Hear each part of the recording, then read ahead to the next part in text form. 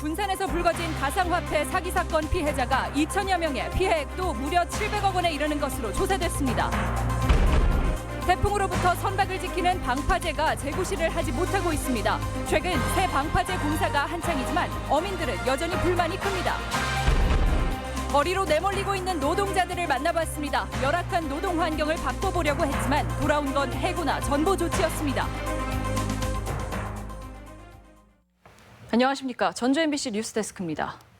지난해 말 군산에서 가상화폐에 투자한 뒤에 피해를 입었다는 신고가 잇따라 저희도 관련 내용을 보도했었습니다. 최근에서야 경찰 조사가 끝났는데 확인된 사기 피해액이 무려 700억 원에 이릅니다. 조수영 기자입니다. 지난해 말 전북 군산의 한 커피숍. 다단계 방식으로 가상화폐 투자자를 모집하는 업체 관계자가 달콤한 말로 유혹하기 시작합니다. 비트코인, 이사생들이 다 안 했지만 투자하시라고. 투자한 사람들 그 많은 대가를. 급기야 자신이 떼돈을 벌었다며 가상화폐에 투자할 것을 권합니다. 저 같은 경우는 몇 개인데 나 120만 원 투자해서 19억을 벌었어. 1년 6개월 됐어요. 가상화폐 투자 회사라던 에어비트는 다단계 방식으로 군산, 서울, 인천 등 전국 5개 지역에서 투자자를 모았습니다.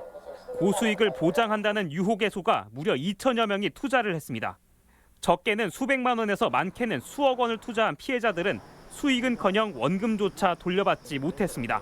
혹시나 줄까 그런 생각에 했는데 연락도 안 받고 그래서 고소하게 됐어요. 못 받을 거라 생각하고 법대로 벌이나 처벌이나 받았으면 좋겠어요.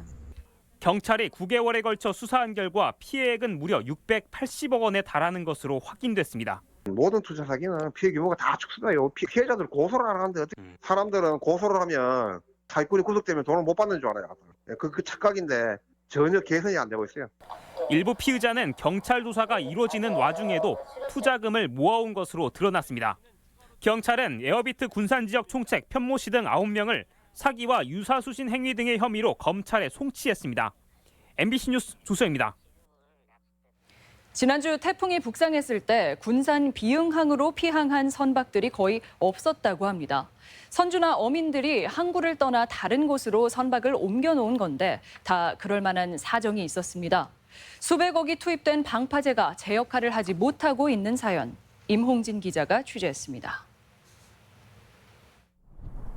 지난 7일 오전 태풍 링링이 서해 바다로 북상하는 동안 비응항은 거대한 파도와 함께 강풍이 휘몰아쳤습니다. 당시 비응항에는 대부분의 선박들이 미리 빠져나가 피해는 없었지만 현재 공정률이 70%에 이른 방파제는 무용지물이나 다름없었습니다. 낚시여선협회와 요트협회 등 비응항 이용자 단체들은 2년 전 착공한 방파제 위치를 항구 전면으로 해서 북서풍보다는 남서풍 피해를 최소화할 것을 요구했습니다. 비응항은 북서풍에는 아주 강한 조건을 갖고 있지만 유일하게 태풍에만 굉장히 취약한 항구입니다. 전면을 막아달라는 방조제를 만들어달라고 10년간을 민원을 넣었는데 하지만 해양수산청은 연구 용역과 공청회를 열고 계절풍 피해를 줄이는 게 최선이라며 항구 옆쪽 두 군데 각각 270m와 80m짜리 방파제를 축조하는 300억 공사를 발주했습니다. 또 항구 서쪽에 있던 기존 50m 방파제는 철거하는 설계를 강행했는데 선주들은 이번 태풍으로 인해 항군의 위험이 현실화됐다고 주장합니다. 남남서풍을 막아주질 못하니까 그것이 트나 내지는 유람선이 있는데 그쪽을 강타할 거예요. 이 때문에 방파제 공사가 끝나더라도 태풍 방어 효과를 기대하기 어렵고 매번 선박을 다른 항구로 대피시켜야 하는 상황이 올 것이라며 주민들은 불안해합니다. 해양수산청은 이에 대해 조류와 풍향 등 평균적 해상 여건을 충분히 고려해 방파제 위치를 결정했다는 입장입니다. 현재 평면이 다 시공이 되어 있는 게 아니기 때문에 지금 현재 가정상에 시공이 완료된다고 한다면 이런 문제는 없을 거로. 태풍으로 인한 해상 위험성을 직접 느끼는 선주들과 협회의 요구가 수용되지 않은 가운데 방파제 공사 실효성 논란이 장기화할 전망입니다. MBC 뉴스 임홍진입니다. 제13호 태풍 링링에 따른 피해 시설의 응급 복구가 속도를 내고 있습니다. 전라북도는 오늘 공무원과 군인 등 1,100여 명과 장비 11대를 동원해 쓰러진 벼를 세우고 낙과를 줍는 피해 복구 작업을 벌였습니다. 현재 피해 접수된 45건 가운데 공공시설물 9건은 응급 복구됐으며 농작물 피해 1,700여 헥타르는 일손 돕기를 통해 추석 전까지 마무리할 예정입니다. 도는 신속한 재난지원금 지급을 위해 오는 17일까지 읍면 동사문소나 인터넷을 통해 태풍 피해 신고를 완료해 줄 것을 당부했습니다. 추석 연휴가 코앞이지만 마음 편히 명절을 맞지 못하고 있는 사람들이 있습니다. 거리로 내몰린 제조업체 노동자들과 민간 위탁 환경미화원들의 이야기인데요. 무슨 사연인지 허현우 기자가 만나봤습니다. 자동차 휠을 만드는 ASA 전주공장 노동자 4명은 추석을 앞두고 상여금 대신 수천만 원짜리 손해배상 소장을 받았습니다. 점심시간에 집회를 갖기 위해 공장 가동을 잠시 중단시켰다는 게 이유입니다. 노동자들은 지난달 1일 찜통 같은 공장에서 하루 12시간씩 일해도 시급이 2년간 150원밖에 오르지 않는 현실을 바꿔보고자 노조를 만들었습니다. 하지만 회사는 노조 간부들을 다른 공장으로 전보 조치했고 이들은 2주째 일터로 돌아가지 못하고 있습니다. 가족들과 같이 즐거운 식사도 하고 싶고 회사에서 일을 하고 싶은데 그러지도 못하고 있고 정문도 통과하지 못하고 밖에서만 지금 투쟁을 하고 있는데 사측은 매출 감소로 인한 분위기 쇄신 차원에서의 인사이동이라며 노조 측이 정당한 인사권을 거부하고 있다는 입장입니다. 전주시 민간위탁 환경미화원들은 명절이 코앞인데도 시청 앞에서 농성을 이어가고 있습니다. 민간위탁 폐지 여부를 다음 달까지 논의하라는 정부 지침에도 전주시가 협의체 구성을 미루고 있기 때문입니다. 기약 없는 정규직화에 200일 넘게 농성을 해온 미화원들은 결국 파업을 선택했습니다. 추석 연휴를 당하면서까지도 또 가정에 신경을 쓰지 못하고 이 농성장이 천막에 와서 같이 해야 되는 부분에 어려움이 많이 있습니다. 법원으로부터 직접 고용 판결을 받은 고속도로 톨게이트 노동자들 역시 선별적 정규직화에 일터로 돌아가지 못하고 있습니다.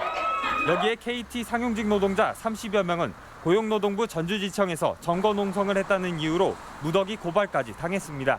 정부나 지자체가 나서서 노동자들을 탄압하는 경우도 지금 여전히 벌어지고 노동자들이 필요한 이 순간에는 공권력이 지금 너무 느리게 답하고 있는 거 아닌가. 기약 없는 정규직화를 외치며 일터에서 내몰린 노동자들에게 풍성해야 할 한가위는 그저 남의 일에 불과합니다.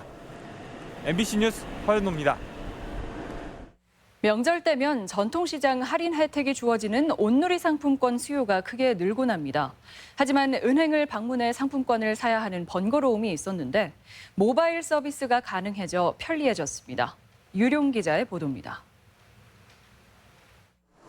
명절을 앞두고 장보기 행렬로 북적이는 전통시장. 5%의 할인 혜택을 주는 온누리 상품권을 주고받는 손길도 분주합니다. 지금까지는 은행을 방문해 줄을 서서 종이 상품권을 구입해야 했지만 최근 모바일 앱을 통한 간편 구매가 가능해졌습니다. 농협 등 시중 6개 은행 앱에서 상품권을 구매한 뒤 QR코드나 바코드로 결제하는 매우 편리한 방식입니다. 은행을 방문하기가 사실 쉽진 않거든요. 근데 이제 모바일로 구매를 하게 되니까 너무 간편하고 또 특히나 10% 정도의 지금 할인율은 모바일 방식 출시를 계기로 2천억 원까지 10%의 파격적인 할인도 제공해 상품권 이용은 더욱 늘어날 전망입니다. 종이 상품권을 들고 은행에 가서 현금을 교환하던 상인들도 통장에 바로 입금되는 모바일 방식에 기대가 큽니다. 상품권을 교환을 해야 돼요. 그러면 현금으로 저희한테 주시거든요. 하루 있다가.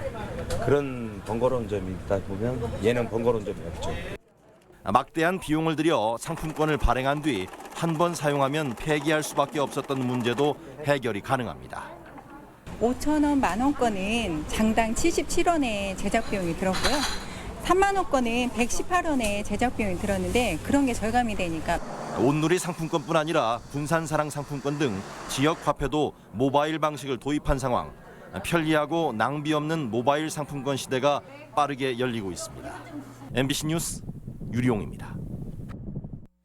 윤기한 시의원 등 남원시 임실군 의원 3명은 도의회에서 기자회견을 갖고 촛불 민심으로 탄생한 문재인 정부의 성공을 위해 힘을 보태겠다며 민주당에 입당했습니다. 이들의 입당으로 남원시 의회와 임실군 의회 의원 28명 전원 민주당 소속이 됐습니다. 전북경찰청은 자유한국당 당사를 폭파하겠다는 글을 게시한 혐의로 21살 A씨를 조사하고 있습니다. A씨는 지난 8일 오전 11시쯤 한 인터넷 커뮤니티 사이트 게시판에 자유한국당 당사가 있는 건물을 폭파하겠다는 글을 게시한 혐의를 받고 있습니다. 경찰은 해당 건물을 수색했지만 폭발물은 발견하지 못했으며 A씨가 정신적인 문제를 갖고 있어 처벌은 어려울 것으로 보고 있습니다. 태풍 피해 복구에 나섰다가 순직한 부안소방서 소속 고 권태원 소방경의 빈소에 추모의 발길이 이어지고 있습니다. 전북소방본부에 따르면 진영 행정안전부 장관이 빈소를 찾아 고 권태원 소방경의 명복을 빌었으며 일반 조문객 수백 명이 찾아와 고인의 넋을 기렸습니다. 권 소방경의 영결식은 내일 오전 10시 부안 스포츠파크에서 거행되며 영결식 이후 국립현충원에 안장될 예정입니다. 시내 공업 지역의 환경 오염을 줄이기 위해 전주시가 관련 용역을 추진합니다. 전주시는 내년 8월까지 용역을 벌여 팔복동 공업단지 내 폐기물 소각시설과 고형연료 사용 제조시설을 점검하고 오염 감소 방안을 찾겠다고 밝혔습니다. 시는 최근 고형연료 업체와 주민 갈등이 극심해지자 업체의 이전 비용을 정부가 지원해주자는 아이디어를 내놓기도 했습니다. 저출산과 고령화 영향으로 전북 경제활동 인구가 빠르게 감소할 전망입니다. 한국은행에 따르면 전북 인구 규모는 지난해 181만 8천 명에서 2030년 171만 8천 명으로 10만 명가량 줄어 전국 도 단위에서 가장 빠른 감소세를 보일 전망입니다. 또 60세 이상 고령 인구의 비중은 지난해 25.9%에서 2030년에는 38.8%로 12.9%포인트 늘어나 지역사회 활력도 크게 감소할 것으로 전망했습니다. 참여자치 전북시민연대는 오평근 전북도 의원이 지난 4월 행안부로부터 어린이집 대표직 겸직이 법률 위반이라는 사실을 통보받고서도 5개월이 넘도록 아무런 조치를 취하지 않고 있다며 불법 겸직을 중단하라고 규탄했습니다. 오 의원은 지난해 10월 지방자치법상 겸직이 금지된 어린이집 대표직을 9년째 유지하다 대표직 사임과 폐원 의사를 밝힌 바 있습니다. 전주시가 보육 환경을 크게 개선합니다. 전주시는 기존 만 6세 미만 아동에게 지급해온 아동수당을 이달부터 만 7세 미만으로 확대하고 호성동과 송천동에 국공립 어린이집 6곳을 신설한다고 발표했습니다. 또 오는 2021년 3월까지 50억 원을 투입해 만성지구에 공공형 어린이집을 짓고 중소기업이나 비정규직 노동자 아이들에게 입소 기회를 줄 계획입니다. 전북권 뉴스였습니다.